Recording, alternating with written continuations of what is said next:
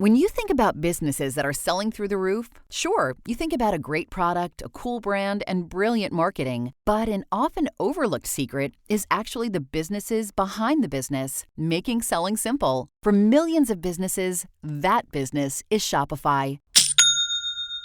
Nobody does selling better than Shopify. They're the home of the #1 checkout on the planet and the not-so-secret Shop Pay that boosts conversions up to 50%, meaning way less carts going abandoned and way more sales happening. So if you're into growing your business, your commerce platform better be ready to sell wherever your customers are scrolling or strolling, on the web, in your store, in their feed, and everywhere in between. Businesses that sell more sell on Shopify. Upgrade your business and get the same checkout Allbirds and Skims use. Sign up for your $1 per month trial period at shopify.com/start selling, all lowercase. Go to shopify.com/start selling to upgrade your selling today. Shopify.com/start selling.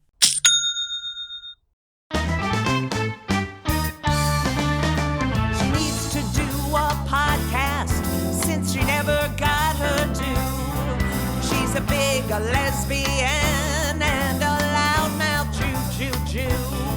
With a gasket always ready to blow, you're listening to Judy's show. Who? Judy's show. Wait a minute, who are you talking about? Oh, she's an asshole. What is wrong with you? Oh, you suck. So long. Fuck off. Hey everyone, welcome to It's Judy's Show with Judy Gold. I'm your host, Judy Gold. And this week we have part 2 of my amazing interview with the uber talented Jason Kravits, who I loved talking to him. He's such a good person, and his whole family life was so interesting, and interesting childhood, which I always find really fascinating when people from New Jersey have interesting childhoods, because that's where I grew up, in the suburbs of New Jersey. So that was me having coffee. And you might hear some noise in the background because I'm in New York today recording this. But I'll be going back to Provincetown because, as you know, I have shows every Sunday, Tuesday, and Thursday at 8:30 in Provincetown, Massachusetts at the Post Office Cafe and Cabaret. Well, it's just at the Cabaret. Just a reminder, I am going to be at the San Francisco Jewish Film Festival on July 27. Yes, at the Palace Arts, the theater of, I got to look it up, but it's, I'm in this movie Canceled about free speech and cancel culture, and I'm there with my friend Fern Perlstein, and we're going to be doing a talk, and I'm going to be doing some stand-up. Palace of Fine Arts.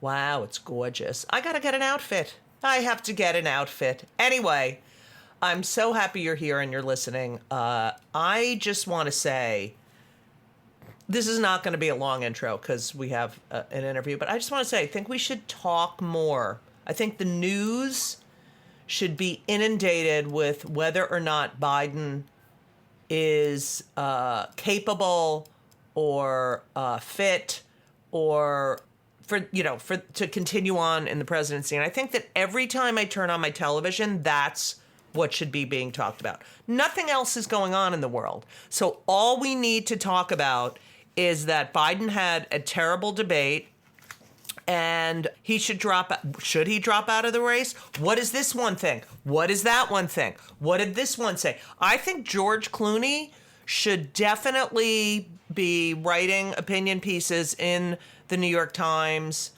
about how he's a big Democratic donor, and he saw Biden, and Biden wasn't the Biden he was, a month ago or even 3 weeks ago or 6 months. I don't know.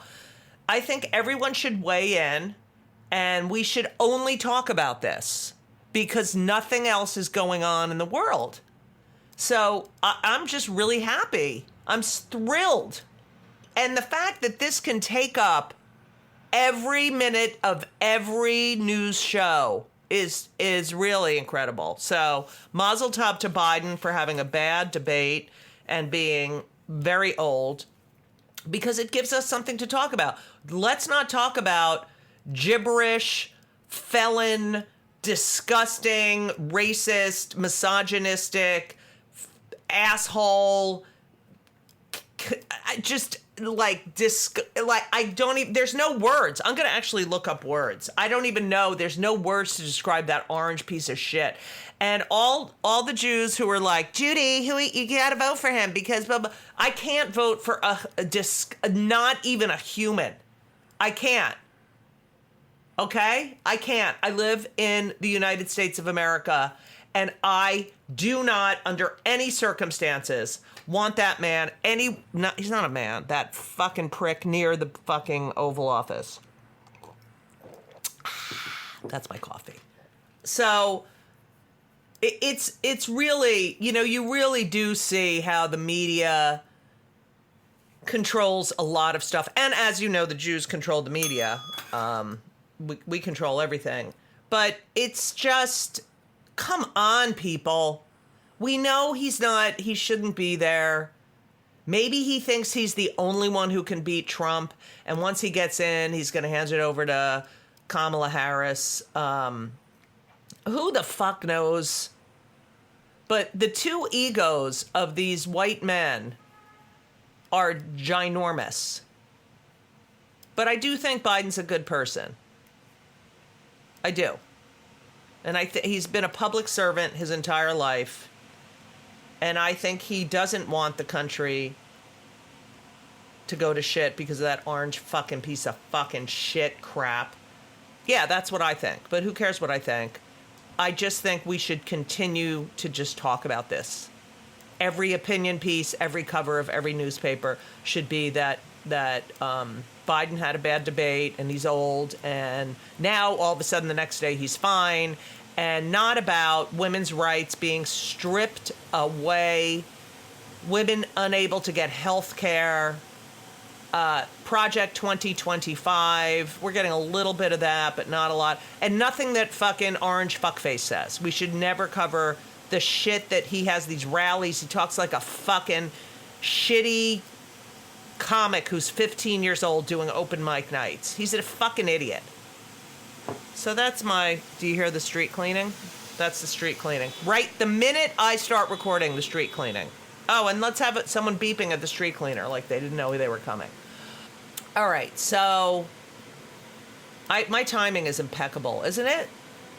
It's just impeccable. Hi, Judy is going to record her intro, so let's clean the street right at that exact time. Anyway, that's all I have to say. I'm really getting sick of this shit. And I'm just sick of it. I really am. It's ridiculous. So that's that. And, there, the street is clean. Just want to let everyone know it's clean. So anyway, you know what? It's summertime. Sit back and relax. Listen to my interview. Jason Kravits is such a dear person. I'm running out of synonyms.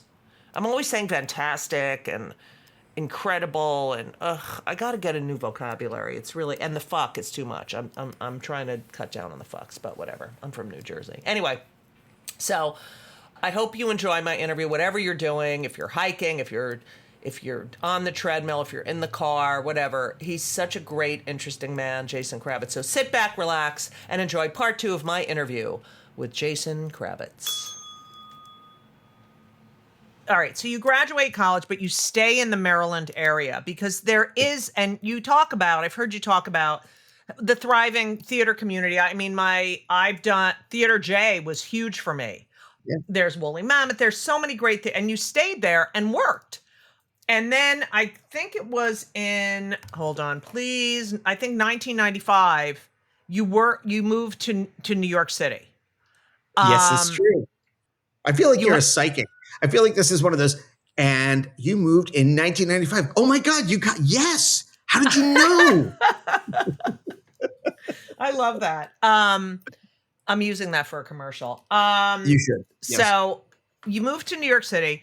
You Mhm. only you had a 2-man sketch show, An Evening with Kravitz and Jones, Yep. and you then performed in Aspen at the HBO Comedy Festival. I don't know if we spoke there, but I was doing Man on the Street there Oh, for HBO, which turned into a show on HBO called At the Multiplex with Judy Gold, which ran on right. HBO for 10 years, and then you know that feeling. Yeah, You only stayed in New York for 4 years, which I thought was so interesting that you decided to. Was it because of the Aspen Comedy Festival where you were hobnobbing with, TV people? Is that why yeah. you ended up moving? Because I Yeah, I just know, riding the yeah. horse. We were just riding the horse in the direction it was going. When I got to New York, I had been working in DC pretty consistently, like you said, and great experiences from musicals to Shakespeare to Moliere to new plays. I was a company member at Woolly Mammoth. I was teaching at Roundhouse and working out of that. It was, I did Anne Frank as you do, and Wait, that didn't really happen though. what's that? Anne And of Frank, course, there oh was no yeah, what am I saying? Holocaust. The No, Holocaust didn't happen. it was a Okay, fictional just wanted to. piece called Anne Frank. I don't know. And then when I moved to New York, it just dried up. It just stopped because I don't know. I couldn't get an agent. So I started working. I was doing commercials, and I stared working with a group Wait, called. can I just say one thing? You Nobody can beats the Wiz. Okay, go ahead. Whiz Bucks, man. That was a fun gig. Oh my My God, I friend, bought everything at the Wiz. oh my God, who didn't? Yeah. My friend Wendy Litwack, casting director Wendy Litwack, cast me in that. We just spoke about those commercials Oh my recently. God, you were great. Okay, go ahead. Another Jew. So I was doing the commercials, and I was doing this thing called a Rumble in the Red Room, which was a collective of artists that brought in new material every week, not stand up and character driven 10 minutes. And I started creating material for that, and so did my buddy Joel, who had just moved up from DC as well. And then the two of us combined forces and started creating stuff together every week. And we put together enough for a show. And I thought, great, maybe we can get an agent. This would be great. We could just put it up and try to invite people. And of course, we put up the show and we couldn't get anybody there Right. to see us. And it was a sketch act that was, I think, its closest relative that people would connect it to is something like Carol Burnett. We didn't work blue, put it that way. We were clean and funny in a musical way and clever. And people, that was just a very different thing for people. So we brought it out to LA, and we had this weird, I brought it out to LA because I had one agent that I knew, and we had a lot of friends out here. I said, let's go do it in LA. We'll just do it for our friends.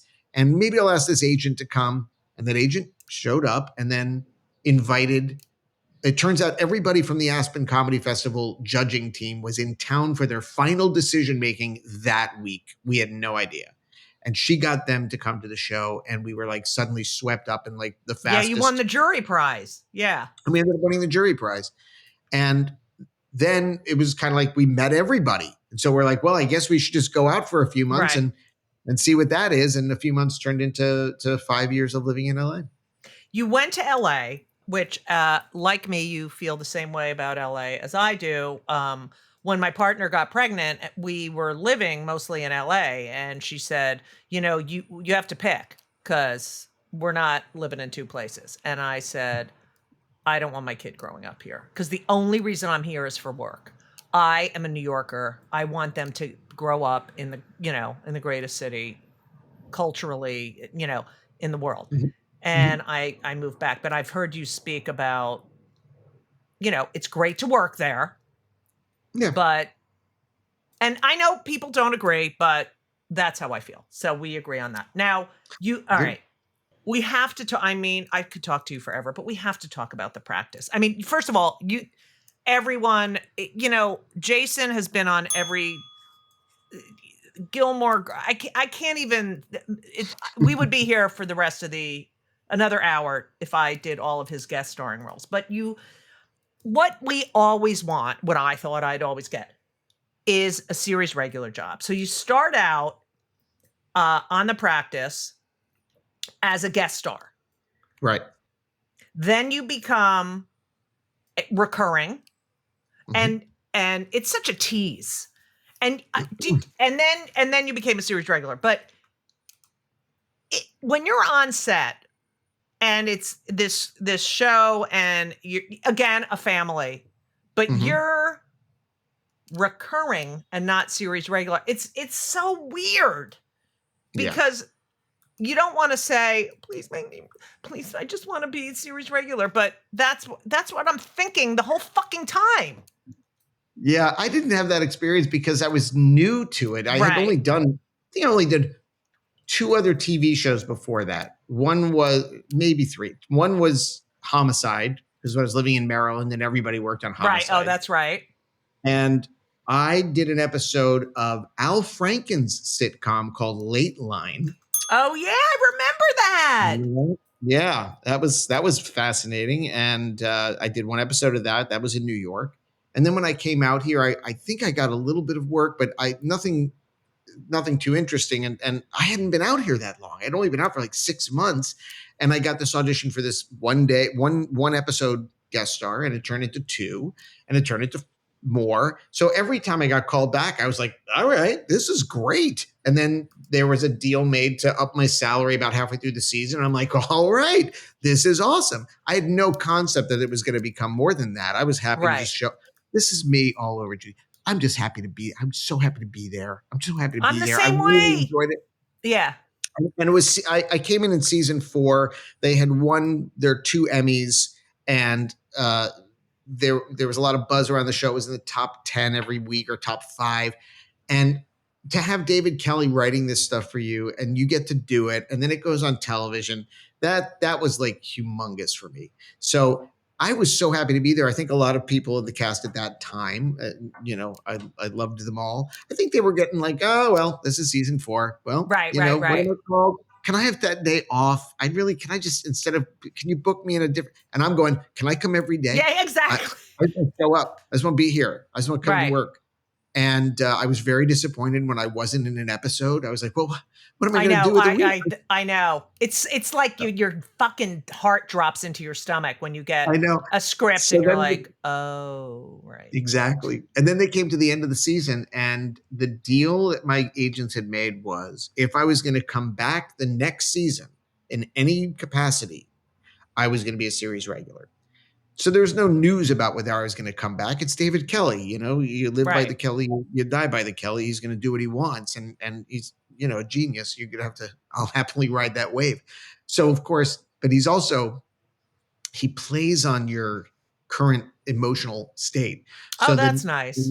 So the last episode of that season, I was prosecuting Marley Matlin. And the first scene, Laura Flynn Boyle comes into my office as the assistant district attorney, as one of them. And she says, I just got word from upstairs. If you don't win this case, you're out. I was like, thanks, David. Let's work with that. And I did win the case. And then they brought me back. And it's great.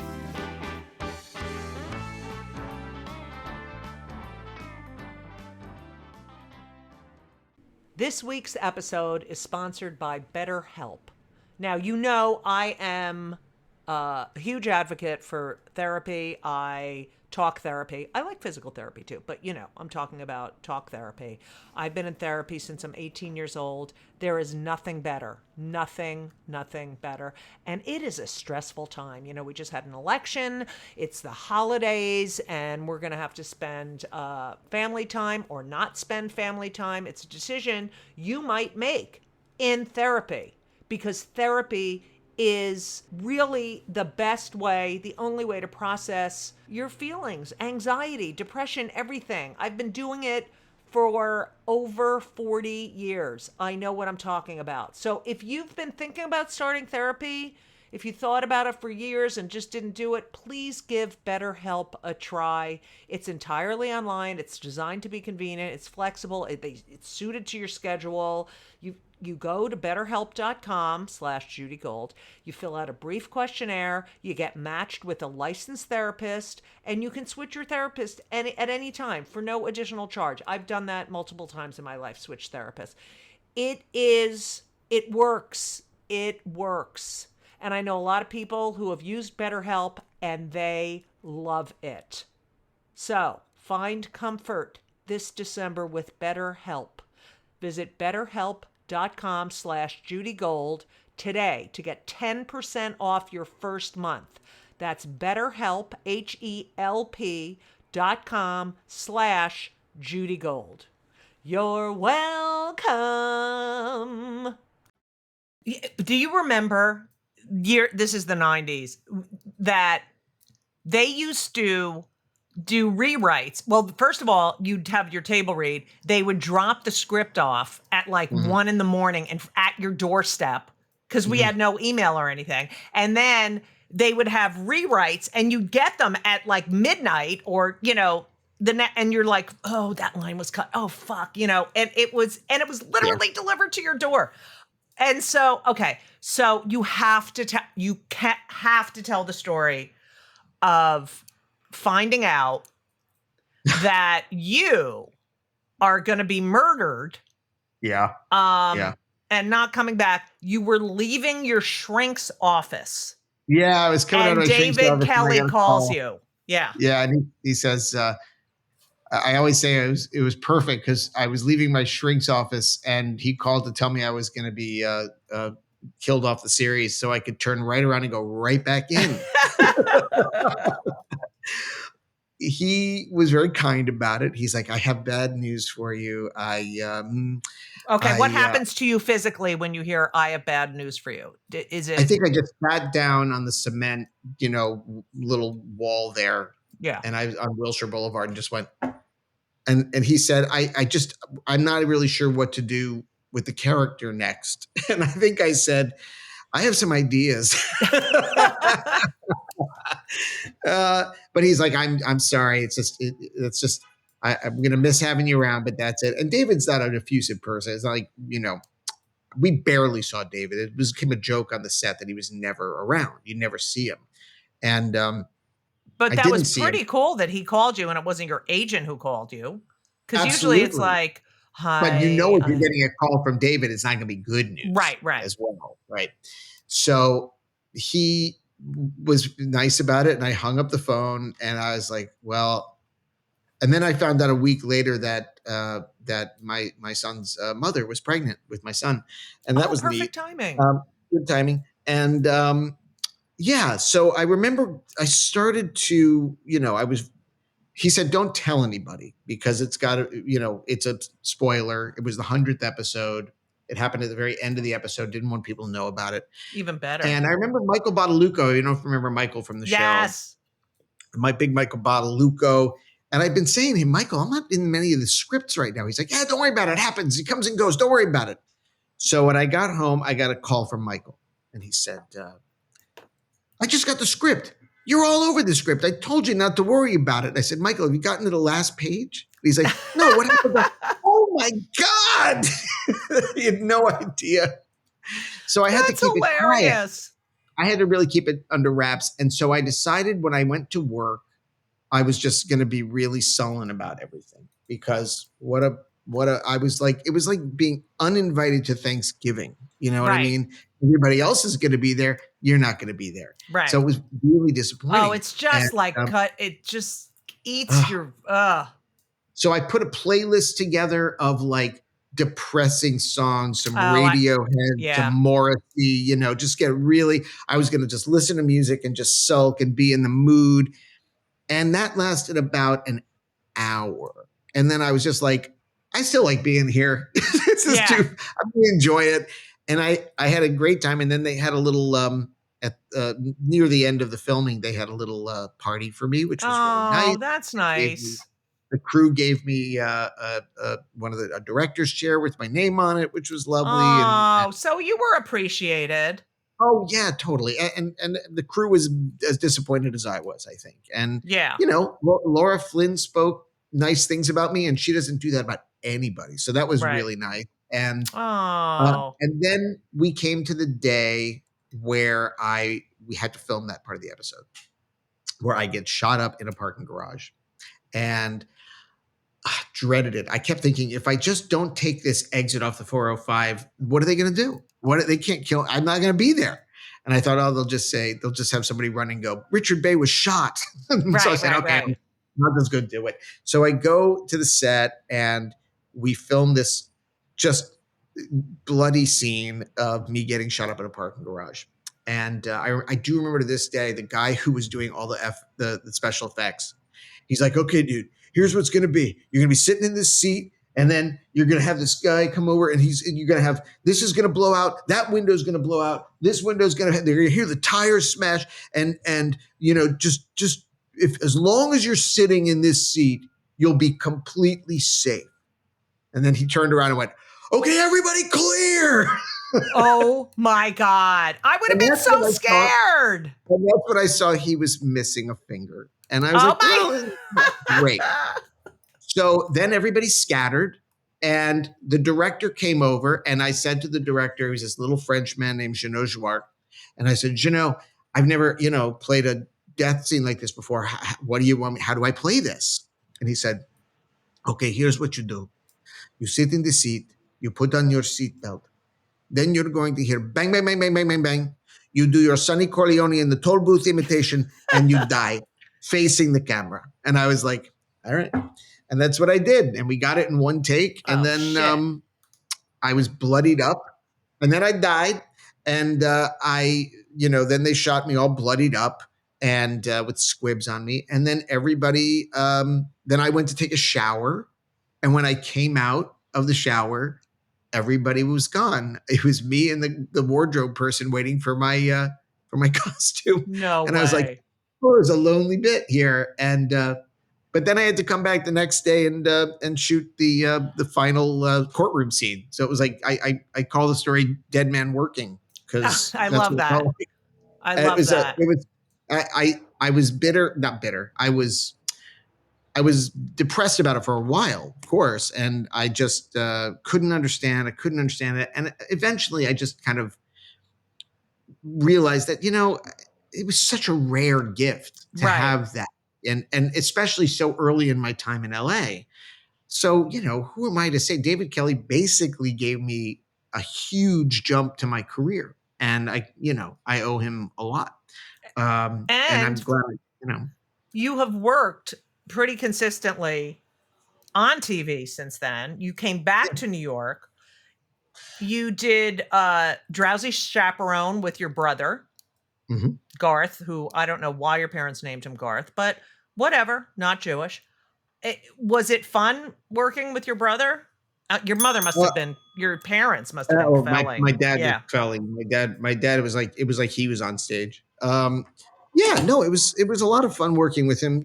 We've always had some sibling rivalry, so there was tension in how we were going about doing things. But on stage, there's nobody I could have done that with except as well as my brother. We have the same timing. We grew up with the same cultural references. We were both vaudevillians at heart, and this was a vaudevillian show. For us, it was a lot of back and forth and mind reading between two. You have to look like two performers that have been working together on the vaudeville circuit for decades, and we've basically been doing that. So, there are times when a prop would hit the floor, and in one move he would sweep it up and throw it over to me, and I was ready to catch it because we both were sharing that kind of that same brain mentality when we're on stage. So it was kind of special. Yeah. So you recently worked with John Turturro on Broadway and were directed by Joe Bonney, which, how do you not pinch yourself? Oh, are you kidding me? Every day. John was I was very lucky that John had directed me in a play, and I'd kept in touch with him over the years. And this role came up, and I thought for sure when he asked me to do the reading of it that I was filler until he got, somebody else he wanted. But he kept bringing me back because I said, no, you're the guy for this part. So it was a 3-hander with John and Elizabeth Marvel, the incredibly talented Elizabeth Marvel, and Joe Bonney directing. And I do remember we were in rehearsals at one point, and most of the scenes were John and me or John and Elizabeth. So there was only one scene where you played a bunch of different people. Yeah, both Elizabeth and I played 5 or 6 different roles over the course of the play. And there was one moment in rehearsal where they were spending a lot of time on a scene with Elizabeth, John and Elizabeth together. And I was just sitting at the table looking at my lines and watching them. And Joe came up to me and said, "I'm so sorry. I didn't realize we were going to be doing this scene for so long. I would have called you in later." And I was like, "Are you kidding me? I'm watching John Turturro and Elizabeth Marvel and you work out a scene. Where else would I rather be? This one Right. home? Are you kidding? This is amazing." It's like, so it was very lucky. I have the same attitude. Kids today do not have that attitude. It's like, what do you mean I have to take a phone call at 5:01? I mean, I don't understand that. I do not understand that mentality. But no, me neither. You but also, I had a great experience. Experience with John you've had and Elizabeth so many.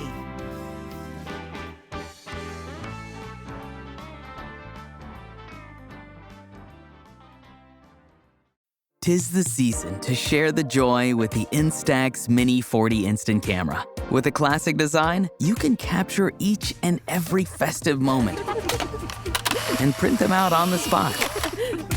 Make this holiday season unforgettable and gift the Instax Mini 40 Instant Camera. Don't just take, give. Visit instaxus.com to shop.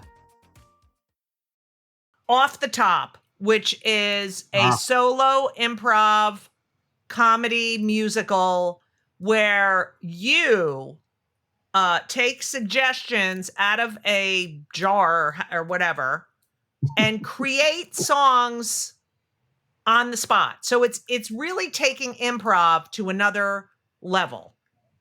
Come on, tell us the fucking tricks. I don't understand how people, I mean, I can be off the cuff. Like if someone says something, I can go with it. But to be able to take, I was so bad at improv because they would say, I took improv classes and they would say, okay, you have to say yes. And people would make a suggestion. I'd be like, that's not true. So I just sucked at it because I just wanted to fucking be like, no, I'm not doing that. That's so fucking ridiculous. But you can't do that. And so, do you have tricks? Yes, the secret is panic. Oh, thank you. Thank you. Yeah, that's it. You put yourself in a position where you're the only person who can be up there and work it out, and you give yourself a really difficult task, and what are you going to do? You just try to do it. And I think I grew up in a musical family, and I have a lot of passion for not just music, but understanding how music works and how song structures work. And I've had a lot of great teachers over the years, just people that I've worked with, that I'm like, tell me what kind of songs, what's the secret of this song? Okay, that's a 32 bar song that's called a title song, where the title is the beginning of every verse, Somewhere Over the Rainbow. It opens every verse. Right, you hear Somewhere Over the Rainbow. Or this is a song that's a location song, we call it, because Autumn in New York, I Left My Heart in San Francisco. All it is describing the city and what you love about it. There's no story to it. There's just, you love it. And so you can do a song like that.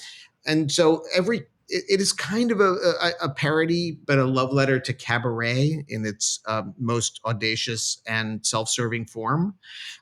I'm telling the life story of a performer. The name of the performer and where the performer is from is gotten from the audience right before the show starts. I love that. And so it's literally like a behind the music of the greatest performer that never existed. And the songs, the audience writes down suggestions on cards, like words to live by, or the last text you received, a place you love. And they all go into this fishbowl on stage.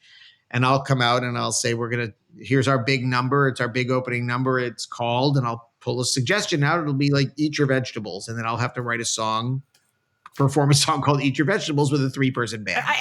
It's crazy. It's crazy. It's a bit insane, and it's a tightrope walk. And but the audience knows it. I know it. They know that I know it. And those musicians, comedy is all music. I mean, I say that I was a music major in college. I say there are so many comedians who are musicians. It's all about the timing. It's the rhythm. Absolutely. and the space in between that. And so the fact that you have to be so in your head figuring the song out and connected to those musicians, it's fucking mental. It's crazy. It is.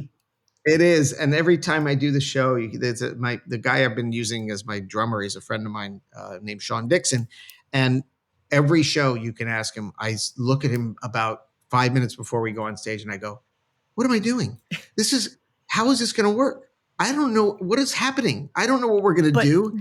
And then he looks at me and goes, okay, just calm down. You know, you're okay. But and we go on stage. Who gets that excitement? Who gets that kind of excitement from their fucking job? That like you put yourself out there. It's a huge risk. It's so exciting. It's such a challenge. Like the fact that you challenge yourself like that. What is better than that? Well, that was the original intention. Right. I realized that a lot of what I was doing, I was starting to get very comfortable with. There was very rarely was I going on stage, not, getting nervous. So I said, well, what am I missing? And then I realized I had certain skill sets that I liked. I like to sing and I like improv. I like comedy. And I love kind of the making fun of the idea of the self-indulgent cabaret. Right. I always want I love that shit too. And you just go, well, and thanks to people like Jack Vertel, who let me come to 54 Below every week and see a new cabaret so I could take notes about what the common themes were. There's always a flashback to when I'm 7 years old. There's always a song I love cabaret. that no one knows the hidden verse of, and I know it. And, all these self-indulgent things.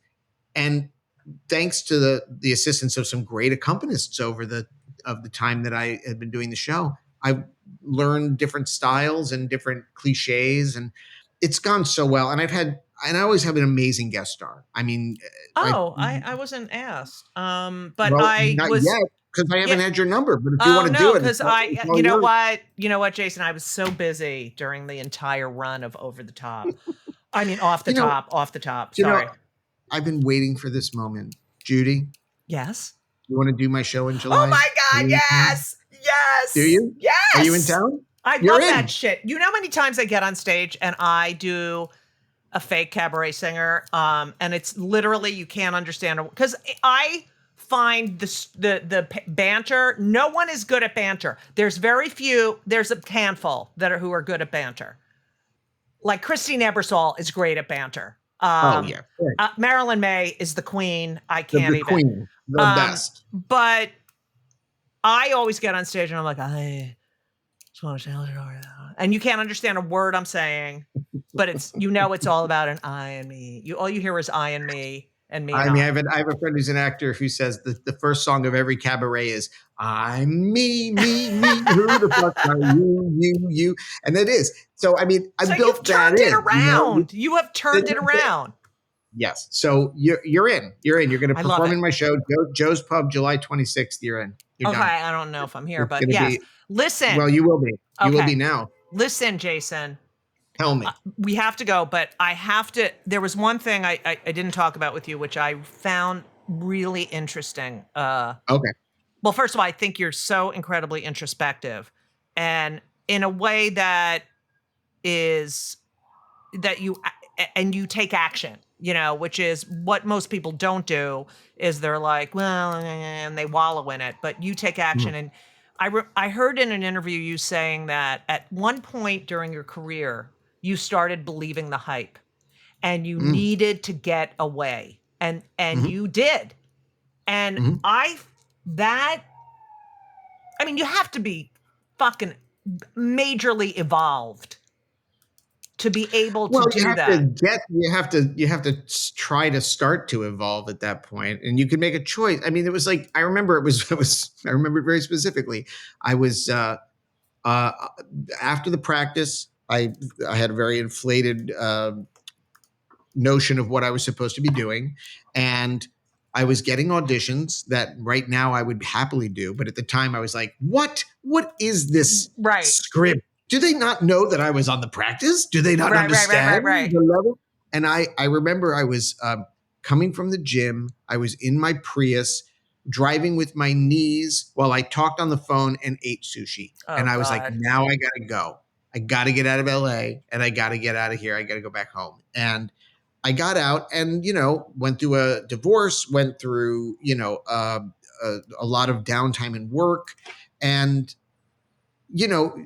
a lot of people, that's when you either get out or you change the reason for why you're doing it. It's the unfillable vessel that we all have. It's like I was doing everything to fill this unfillable vessel, and it just, no matter how much you put in, it wasn't gonna. You hear it's all the behind the music Yeah. stories. You hear it like I had everything and yet I had nothing. Will Right. Smith just said it. It's like you don't have anything really until you love yourself. Yeah. So I just had to get to that point in my life, and luckily I got there. A lot of people never get there and never get to do that work. And I was had to make a decision.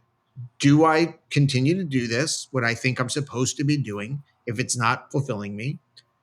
Do I stop doing it completely, or do I change the reason I'm doing it? And option C was the one that I decided to do, and I think it was the right choice. And I think it was the right choice. Now I'm going to be one of those newscasters. And it was the right choice for all of us as well, Jason, because you've given us such an incredible body of work. And Lord. you're so bad. I love you. I think you're fucking great. I'm so happy you did this. Me too. You're so glad I get to be talking to you. Oh my God, you're just fantastic. So, July 26th, you're going to be at Jose's Poob. Jose's Poob in the Village. I love that that place. is, at the place. And are you going to be traveling with the show? And after that, who knows? That's the nature of our business. Brian, with your help and with Laura Vogel, your lovely producer, maybe I can get somebody to book me somewhere else. But yes, I would love people to come to the show. Last time our guest was F. Murray Abraham. Oh, wow. I love him. Just too hilarious. Not a Jew, surprisingly. Oh, shit. Then, I know. I was thinking, I don't think he's a Jew, and my hand was right on top. No, yes. But Abraham. Abraham, you'd be fooled. But lovely guy, and he was 83 years old, and he killed it. It was fantastic. And then I've had just some other fantastic guest stars over the years. Dan Finnerty of the Dan Band. I love Dan! Of course. He's done it many times. Oh, uh-huh. And Norm Lewis from Broadway. Oh, and I love Norm. Terrific groups of people. And I've had some just fantastic performers. Nicole Parker from Mad TV. Wow. Danielle Gator from Mad TV. Some Whose Line people have done it. You know what's great? We could do a little improv, and you can say, Judy, we're going to be walking down the street in Staten Island, looking at the ferry, and I go, no, we're not. No, we're not going to be doing that. That can be. That's not a ferry. That's a dog. Yes, we're going to do it. It's going to happen. Okay, and hopefully it'll happen in July. And if not, we'll just have to make it happen another time, because you're definitely, we have to get on stage together. Yes, you're just the greatest. Just the hype gag would just be enough for the audience to keel over. So let's do that, shall we? Amen. Thank you so much for listening to It's Judy Show with Judy Gold and my interview with Jason Kravits. Isn't he amazing? Isn't his family amazing? He's amazing. There's another synonym. Yeah, he's great, and he's so talented, and I love him. And he has a show at Joe's Pub on July 26th, so you should go. Anyway, this podcast, this lovely It's Judy Show podcast, is produced by Laura Vogel. It is edited by Colin Schmaling, and our theme song is by the one and only Lauren Gold, who is a gem. Gem. As I told you before, I'm at the Post Office Cafe and Cabaret. Just the Cabaret. All summer long, Sundays, Tuesdays, and Thursdays at 8:30 p.m. Come see me in San Francisco on July 27th at the Palace of Fine Arts. I'll be there with the movie Canceled with Fern Pearlstein. Yeah, I'm going to be in Trenton, New Jersey on August 24th. I'll have more information about that. Lots of weddings happening, and people just having their lives, and that's really good because this world is going to shit. But I can't thank you enough for listening. If you're still listening, God bless you. Have a wonderful, wonderful week, enjoy summer. It's my favorite. My favorite. And that's all I have to say. And as we always say, so long.